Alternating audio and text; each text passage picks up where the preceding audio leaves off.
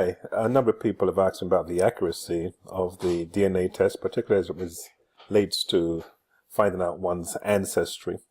Well, I'm going to do a little test today, and this is an uncle of mine who tested with 23andMe, and his raw data has been uploaded to several sites, and we're going to compare 23andMe to results that have been found in MyHeritage. Now, notice in 23andMe, as you look at this chart over here, this is his chromosome chart, which is highlighted according to ethnicity. So, for instance, if you see the sections over here, this is his sub-Saharan ancestry as it relates to the African contribution to his DNA. And here you have the European contribution to his DNA, And so as you're going to see, most of his chromosomes got some European genes, some did not. If you look at number 5, for instance, number 12, and chromosome 20, and his X chromosome, those are the ones that did not have any European contributions. Now, what I'm going to do, I'm going to take a look at some of the matches he has on MyHeritage. And I've isolated a few of his European matches, so again, we can see how this works. And what MyHeritage does, it basically shows on what chromosomes the people match. Of course, 23andMe does the same thing too, but the purpose for which I'm doing this is basically to see how accurate it is when it comes to ethnicity. And so, turn into MyHeritage now, you see here's a match that he has with this gentleman for the United States in his 70s. And the reason why I picked him, if you scroll down over here, you will see that this person is 100% European. 100% European. Now, if you scroll a little further down over here, you will see that they match on the 7th chromosome. And so you see the second part of the 7th chromosome. This is where their match is. This is where their match is right over here. So how does this relate to what we find on 23andMe? Well, let me click on 23andMe. Remember, we're looking at the 7th chromosome, about the second third of this second section over here. And let's take a look over here. 7th chromosome, second third of that second segment over here. As you can see, that is indeed European. So let's take a look at another. So we're going to the next match. And so we got another match over here. We're going to scroll down real quick. Okay, there we go.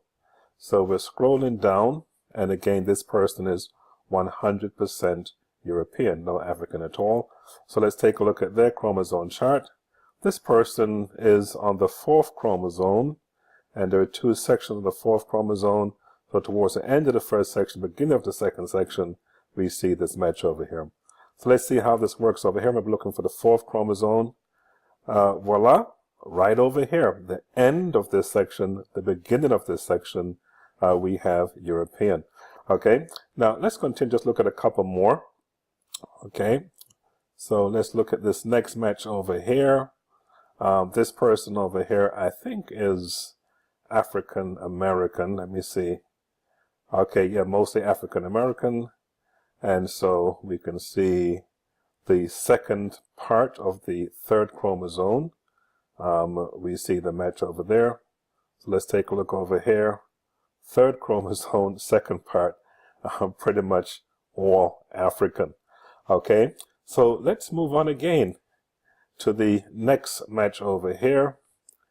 And this match over here, I don't know who this person is ethnically. Okay, 97.5% European. Not sure what the other 2.5% is. But let's take a look. Way down there on the 22nd chromosome. Again, about a little after halfway down this section over here. So we're going to the 22nd chromosome of my uncle's. Boom, there we go. 22nd chromosome. Same way, notice this was X'd out like this, and right over here, this is where we have the European. Let's just try one more.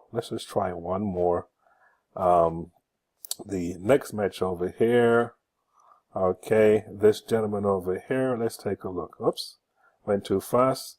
Okay, 50.4% European and 49.6% Asian, this particular person.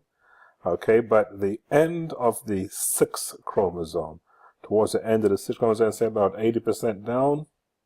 Yeah, about 80% down. Let's take a look at that. The end of here's the sixth chromosome. Oh my goodness, the entire length over here is European. And I could go on. Let me just try one more, just to test this one more time. Again, I don't know who this person is, but 100% European. And, oh, well, we've been here already. The end of the fourth, beginning, the first part of the fourth, beginning of the second part of the fourth. Let's take a look over here again.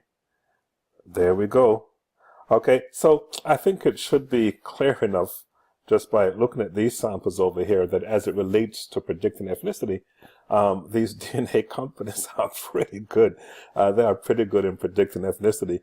Now, of course, as I've mentioned in a previous video, the issue I have is with the specificity, particularly as it relates to African ethnicity, so they can tell that you're broadly sub-Saharan African or West African, but as far as telling what tribe I'm from, that cannot be done with any specificity for more than one reason. Number one, I'm from a number of tribes.